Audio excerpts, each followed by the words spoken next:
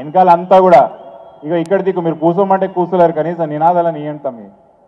జై తెలంగాణ గట్టిగా ఇంకొకసారి జై తెలంగాణ. ఈరోజు శంషాబాద్లో మనం నిర్వహించుకున్న ఈ కార్యక్రమానికి విచ్చేసినటువంటి మనందరి నాయకులు,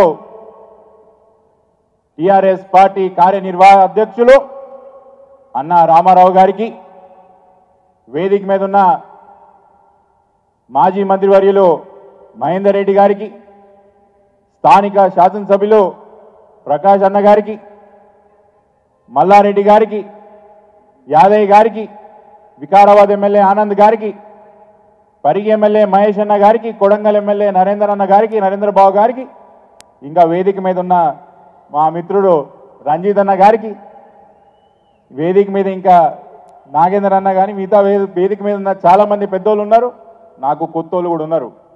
పేర్లు ఏంటన్నా మర్చిపోతుంటా. తీగల కృష్ణారెడ్డి అన్న గారికి పెద్దోళ్ళు, వేదిక మీద ఉన్న కొత్త మిత్రులకు, పాత మిత్రులకు, వేదిక ముందున్న ఇప్పుడే కాంగ్రెస్ పార్టీ నుంచి టీఆర్ఎస్లో చేరబోతున్న కార్యకర్తలే కానీ, నాయకులే కానీ, టీఆర్ఎస్ పార్టీలో పనిచేస్తున్నటువంటి మా పాత మిత్రులే కానీ ప్రతి ఒక్కరికి పేరు పేరున నమస్కారాలు తెలియజేస్తూ జై తెలంగాణ తెలియజేస్తున్నా. ఇదొక కొత్త అధ్యాయం, కొత్త పాఠం. నాకు ఓటు హక్కు వచ్చినప్పటి నుంచి నేను కాంగ్రెస్ పార్టీకి పనిచేసిన, కాంగ్రెస్ పార్టీకి ఓటేసిన, కాంగ్రెస్ పార్టీ కోసం కొట్లాడినా. దాదాపు 19 సంవత్సరాలు ఇంద్రారెడ్డి గారు కాంగ్రెస్ పార్టీలో చేరినప్పటి నుంచి ఈనాటి వరకు కాంగ్రెస్ పార్టీ కోసం నిరంతరం శ్రమించిన యొక్క కార్యకర్తగా జిల్లాలో నాకు పేరున్నది. ఒకసారి ఈ పరిస్థితి, టీఆర్ఎస్ పార్టీలో చేరాల్సిన అవసరం, పరిస్థితులు ఒక్కసారి మనం అవగాహన చేసుకోవాలి. ఆ రోజు ఇంద్రారెడ్డి గారిని ఒకసారి గుర్తు చేసుకుందాం. తెలంగాణ ఉద్యమం తెలంగాణ అంతా కొట్లాడిన తర్వాత కాంగ్రెస్ పార్టీలో జై తెలంగాణ పార్టీ విలీనం చేసి కాంగ్రెస్ పార్టీలో చేరిన తర్వాత రంగారెడ్డి జిల్లాలో ఒకసారి కాంగ్రెస్ పార్టీ పరిస్థితులు ఏ విధంగా ఉండే ఒకసారి మనందరం గుర్తు చేసుకుందాం. చక్రాలు లేని ఎడ్ల బండి లాగుండే ఆ రోజు రంగారెడ్డి జిల్లాలో కాంగ్రెస్ పార్టీ. అటువంటి కాంగ్రెస్ పార్టీకి నాన్నగారు, ఆ తర్వాత అమ్మగారు దాదాపు 20 సంవత్సరాల నుంచి కాంగ్రెస్ పార్టీని జిల్లాలో ఒక గట్టి శక్తిగా తీర్చిదిద్దిన ఘనత స్వర్గీయ ఇంద్రారెడ్డి గారు, ఆ పైన మా అమ్మగారికి దక్కుతుందన్న విషయం మీ అందరికీ గుర్తు చేస్తున్నా. అదొకటే కాదు, నేను రాజకీయంగా యాక్టివ్ అయిన రోజుల నుంచి ఈ 10-15 సంవత్సరాల నుంచి నేను కూడా పడ్డ శ్రమ ఇంత కాదు కాంగ్రెస్ పార్టీ కోసం. చాలా గ్రామాల్లో వ్యక్తిగతంగా మేము దిమ్మలు కట్టినా, చాలా కార్యకర్తల్ని ఊర్లలో లేకపోతే, బస్తీలలో లేకపోతే కాంగ్రెస్ పార్టీని ఈ చేతులతో నేను కార్యకర్తలు తయారు చేసిన. కార్యకర్తలకు ఇబ్బందులున్నా, ఆర్థిక సహాయాలు ఏదున్నా కూడా, కష్టమైనా నష్టమైనా నేను దగ్గరుండి కాంగ్రెస్ పార్టీ కార్యకర్తలను నిర్మించే ఒక బాధ్యత నా మీద వేసుకొని, ముఖ్యంగా ఈ 3 నియోజకవర్గాలు మహేశ్వరం, రాయన్ నగర్ మరియు చేవెళ్ళ నియోజకవర్గాల్లో కాంగ్రెస్ పార్టీ కోసం నిరంతరం శ్రమించిన వ్యక్తిగా మీ అందరి మధ్యలో ఉన్న విషయం నాకు బాగా తెలుసు. కానీ ఈరోజు రానున్న తెలంగాణ భవిష్యత్తు, రానున్న రంగారెడ్డి జిల్లా భవిష్యత్తు ముమ్మాటికి టీఆర్ఎస్ పార్టీతోనే సాధ్యమైతున్న విషయం నేను కాదు, ఈరోజు రంగారెడ్డి జిల్లాకు సంబంధించిన ప్రజానీకమంతా కూడా దాదాపు 14 సీట్లుంటే ఈరోజు 12 సీట్లు ఈరోజు టీఆర్ఎస్ పార్టీ గెలిచింది. 3 స్థానాలు కాంగ్రెస్ పార్టీ గెలిచింది. స్పష్టంగా ప్రజలు మనకు ఒకటి చెప్తున్నారు, ప్రజాస్వామ్యంలో ప్రజలు ఏం చెప్తారో మనం అదే చేయాలా. రంగారెడ్డి జిల్లాలో దాదాపు 50% ఓట్ షేర్తోని ఈరోజు టీఆర్ఎస్ పార్టీ ఘన విజయం సాధించిన విషయం మనం అందరం కూడా గుర్తు చేసుకోవాలి. ప్రజలు స్పష్టంగా మనకు సంకేతం ఇస్తున్నారు, మేము టీఆర్ఎస్ పార్టీతో ఉన్నాం, మీరు కూడా టీఆర్ఎస్ పార్టీతో నడుస్తే మీ జిల్లాకే కానీ, మిమ్మల్ని నమ్ముకొని ఉన్నవంటి మీ క్యాడర్కే కానీ భవిష్యత్తు ఉంటుందనే విషయం స్పష్టంగా మనకు చెప్పగానే చెప్పిండ్రు. కాబట్టి ఈరోజు దాదాపు 20 సంవత్సరాల నుంచి మనం పడుతున్నటువంటి కష్టం కాంగ్రెస్ పార్టీకి, మా నాయకత్వం ఏదైతే గ్రామాల్లో నాయకత్వం ఉన్నదో మేమందరం కూడా ఇక్కడ రామారావు గారి యొక్క నాయకత్వంలో, రాష్ట్రంలో కేసీఆర్ గారి నాయకత్వంలో పనిచేయ సుముఖంగా ఉన్నాం. కాబట్టి ఈరోజు అందరం కూడా ఇక్కడ రావడం జరిగిందని మీకు సభాముఖంగా తెలియజేస్తున్నాం.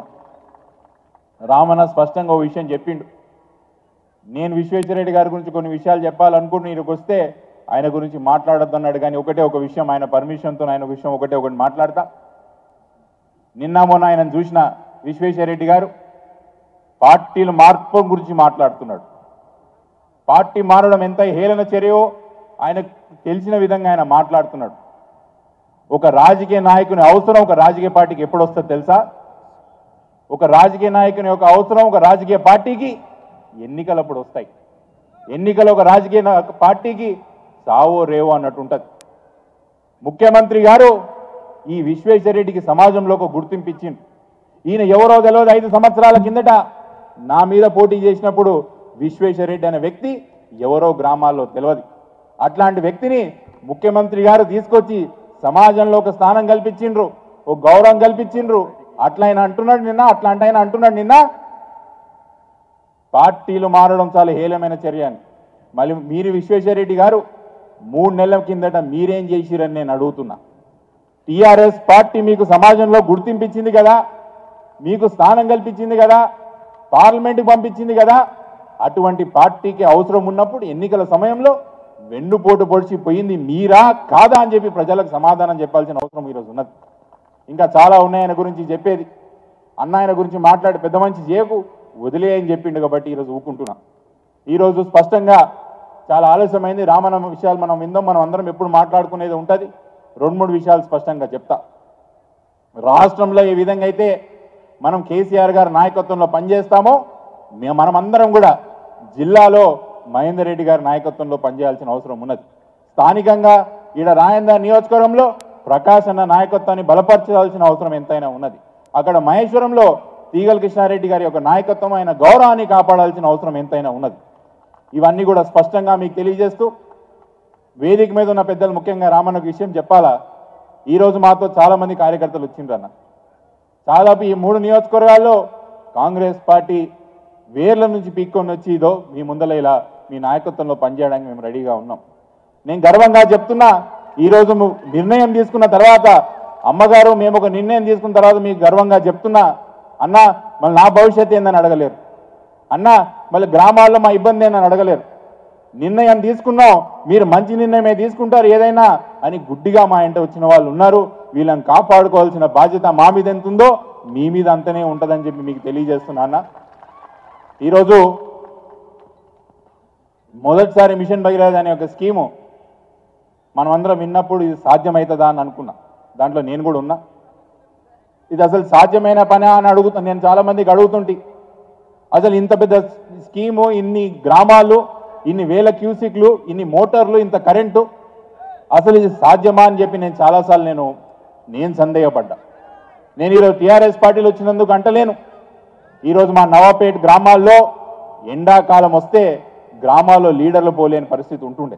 ఈరోజు వికారాబాద్లో చాలా గ్రామాల్లో నవాపేట, మోమిన్పేట కానీ మర్పల్లి గ్రామాల్లో ఎండాకాలం అయితే బాయిలు ఎండిపోతుండే, మోటార్లు ఎండిపోతుండే. మా ఆడకూతుల అవస్థ అంతా ఇంత ఉండకపోతుండే. ఈరోజు గుండె మీద చేసుకొని మా అందరు చెప్పండి, మిషన్ భగీరథ నీళ్లు గ్రామాలకు వస్తున్నాయా లేదా? అమ్మా మీరందరూ చెప్పాలని చెప్పి నేను కోరుకుంటున్నాను. వస్తున్నాయా లేదా? ఊర్లకి చెప్పరు. మళ్ళీ ఇటువంటి స్కీములు మనకు కావాలంటే మనం దాదాపు 90 సీట్లు ఇచ్చి టీఆర్ఎస్ పార్టీని గెలిపించినాం. రేపు పార్లమెంట్ స్థాయిలో నిన్న ముఖ్యమంత్రి గారు కరీంనగర్ సభలో మీరు స్పీచ్ విన్నరో లేదు, మనకు 16కు 16 స్థానాలు ఇస్తే ఏ విధంగా ఢిల్లీని మనం చెప్పు చేతిలో పెట్టుకోవచ్చు అనేది ముఖ్యమంత్రి గారు స్పష్టంగా చెప్పిండ్రు. ఆ విషయం మనం గుర్తుపెట్టుకుందాం. ఈసారి 16కు 16 పార్లమెంట్ స్థానాలు టీఆర్ఎస్ పార్టీని గెలిపించాలి. అతి ముఖ్యంగా టీఆర్ఎస్ పార్టీకి సంబంధించిన అభ్యర్థిని చేవెళ్ల నియోజకవర్గంలో రాష్ట్రంలో ఏ స్థానం లేనంత పెద్ద మెజారిటీ ఇచ్చి గెలిపించాలని చెప్పి మీ అందరికీ మనవి చేసుకుంటూ, రానున్న రోజుల్లో ఎన్నికల సమయం ఉంటుంది. మనమందరం కూడా గ్రామాలకు నాయకులందరూ కూడా వస్తారు.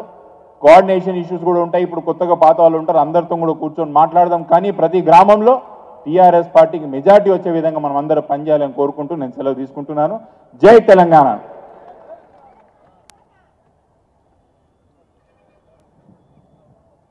కార్తిక్ రెడ్డి గారికి ప్రత్యేకమైన ధన్యవాదాలు తెలియజేస్తూ మన నాయకుడు